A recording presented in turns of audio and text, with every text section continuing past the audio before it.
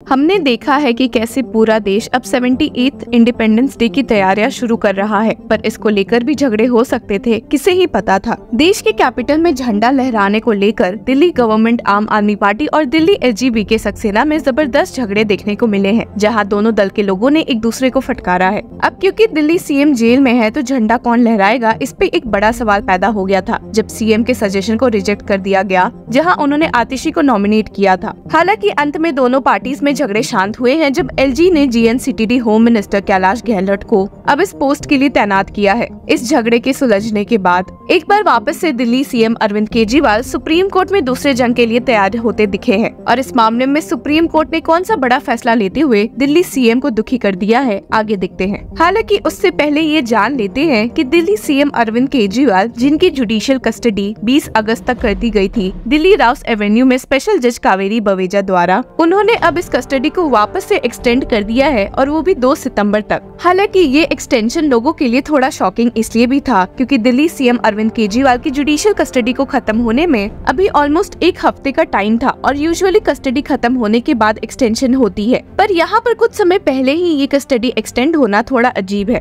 अब जहाँ दिल्ली सीएम 2 सितंबर तक तो जेल में दिख रहे हैं, वहीं उनके बिहाफ पर सीनियर एडवोकेट अभिषेक मनु सिंघवी ने सुप्रीम कोर्ट में जस्टिस सूर्यकांत और उज्जवल भुवन की बेंच के सामने अब जाकर दिल्ली लिकर पॉलिसी केस में इंटरिम रिलीफ की मांग की है। यहाँ आपको बता दें कि सीनियर एडवोकेट सिंघवी ने सीबीआई द्वारा अरेस्ट को चैलेंज किया है और दिल्ली हाईकोर्ट के उस फैसले को जिसमें जस्टिस नीना बंसल ने सीबीआई द्वारा अरविंद केजरीवाल की अरेस्ट को अपहेल्ड किया था, ये कहते हुए कि it can not be said that the arrest was without any justifiable reason. और वहीं सुप्रीम कोर्ट बेंच के सामने पेश होते हुए सीनियर एडवोकेट सिंघवी ने हियरिंग शुरू की और स्टेट किया कि this is to request the issuance of a notice. There have been 3 release bail orders despite section 45 of PMLA. In the CBI case section 45 does not apply. जिसके बाद senior advocate Singhvi ने एक-एक करके एक्सप्लेन किया कि कैसे दिल्ली सीएम को supreme court से 2 बार रिलीफ मिल चुकी है, पर इसके बावजूद भी उन्हें अब सीबीआई ने अरेस्ट कर लिया है, and stated despite the ongoing PMLA case there was a first interim release order on May 10th with the second detailed interim release order on July 12th. The Supreme Court's orders are noteworthy.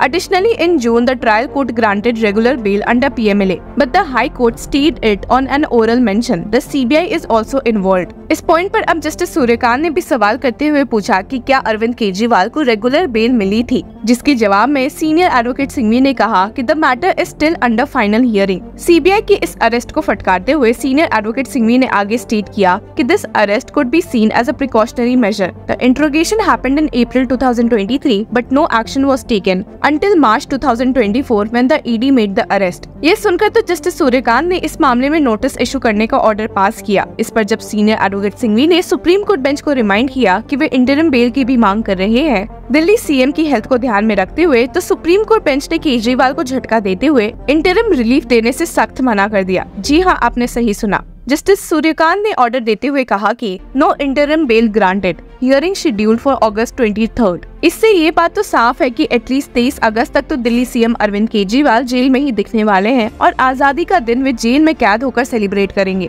ऐसे देखा भी जाए तो किसे ही पता था कि Delhi CM Arvind Kejriwal को इंडिपेंडेंस डे की वजह से इतनी परेशानियां झेलनी पड़ सकती है। हमने आपको बताया है कि उनके दिल्ली एलजीबीके सक्सेना को लेटर लिखने पर तिहाड़ जेल अथॉरिटी से उन्हें काफी डांट पड़ी थी, क्योंकि ये लेटर लिखना जेल रूल्स को वायलेट भी करता है। असल में अपने लेटर में दिल्ली सीएम ने एलजी को कहा था कि वे फ्लैग होइस्ट का जिम्मा अपनी जगह एजुकेशन मिनिस्टर आतिशी को सौंपते हैं, पर ना ही ये लेटर एलजी को पहुंचा है और ना ही एंड रिजल्ट ये आया है, और उस पे से डांट भी पिटी वो अलग है। मेजर रूल्स जो दिल्ली सीएम अरविंद केजरीवाल ने वायलेट किए थे R S follows. Rule 588 which states that the contents of all letters written by prisoners shall be limited to private matters, और वही दूसरी ओर rule 620 subsection 1 provided that prisoners might be allowed to write only to their family members, relatives and close friends। और मामला और बिगड़ भी गया जब तिहाड़ जेल अथॉरिटीज के लेटर को एलजी तक नहीं पहुंचने के बावजूद आम आदमी पार्टी ने ये लेटर सोशल मीडिया पर वायरल कर दिया था। इस मामले में भी डांटते हुए तिहाड़ जेल अथॉरिटीज ने कहा था कि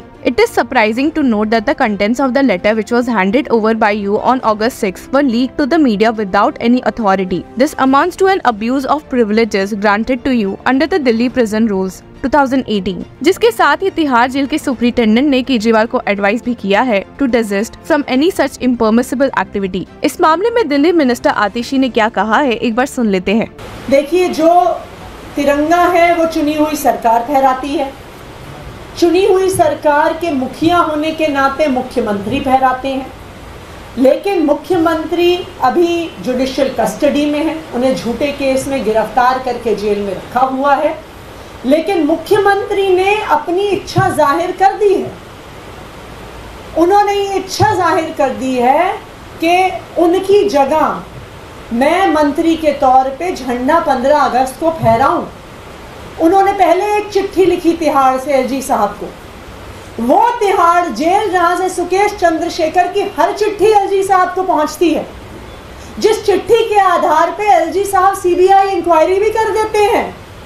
लेकिन दिल्ली के मुख्यमंत्री की जब चिट्ठी एलजी साहब को जाती है तो अफसरों से कहला दिया जाता है कि जिसे पर्सनल लेटर बाहर जा सकती है, किसी भी प्रकार की ऑफिशियल लेटर बाहर नहीं जा सकती।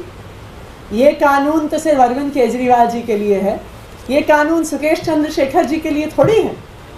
उसके बाद अरविंद केजरीवाल जी से गोपाल राय जी मिलने जाते हैं। गोपाल राय जी जीएडी मंत्री के बतौर आदेश देते हैं जीएडी विभाग को कि मुख्यमंत्री जी की इच्छा है कि उनकी जगह मैं एज मंत्री झंडा फहराऊं। उसके जवाब में भी अफसरों से कहलवाया जाता है कि नहीं, हम इस आदेश को नहीं मानते। तो ये क्या है?